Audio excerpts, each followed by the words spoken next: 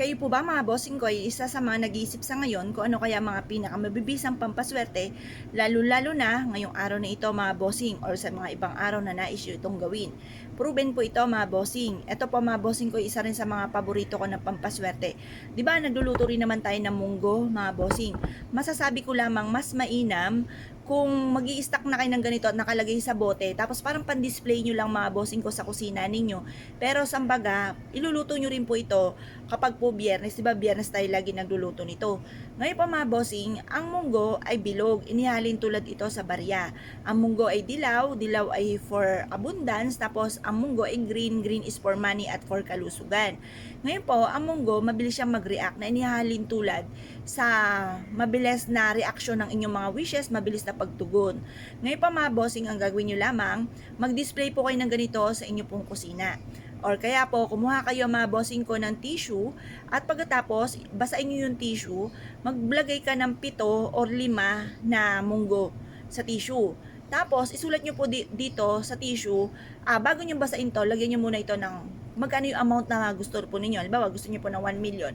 1 million, magkakaroon ako ng 1 million. Tapos, basahin nyo po siya, tapos, lagyan ng 7 or kaya po ay 8 na munggo.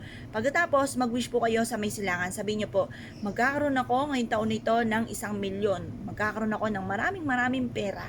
Ganun po mga bossing, bukod sa sipag at syaga, double time sa pagkayod, ngayong taon na ito, ako ay yayaman. Ganun po ang inyo pong pag-wish, direct to the point, at naniniwala ka sa inyo pong puso't isipan na magkakatotoo lahat ang inyo pong mga kahilingan mga bossing. Positive ka lamang, kiniklaim ko na ang swerte, tapos tupiin nyo po ito pong ating pong tissue na basa na meron pong wishes at meron pong munggo.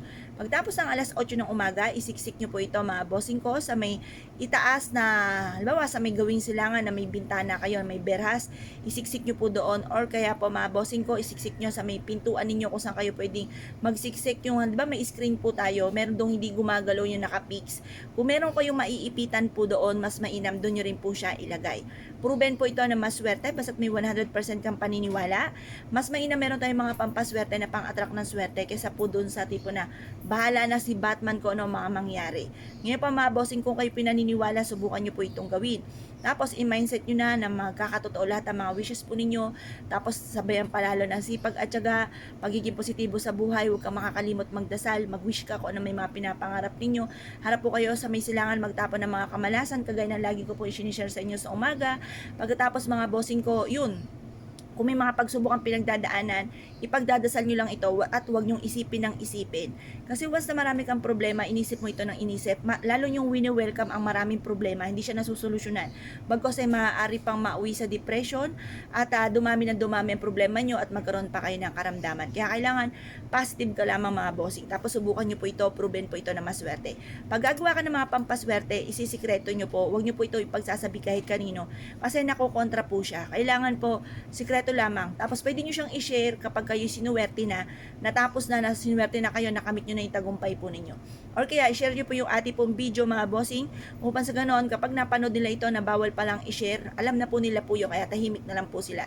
Tapos gawin nyo na po ito kung ano po yung sinasabi ng inyong kalooban, lumarga po kayo. Pero kung kayo may alinlangan ay inyong gawin, huwag nyo po susubukan gawin mga bossing.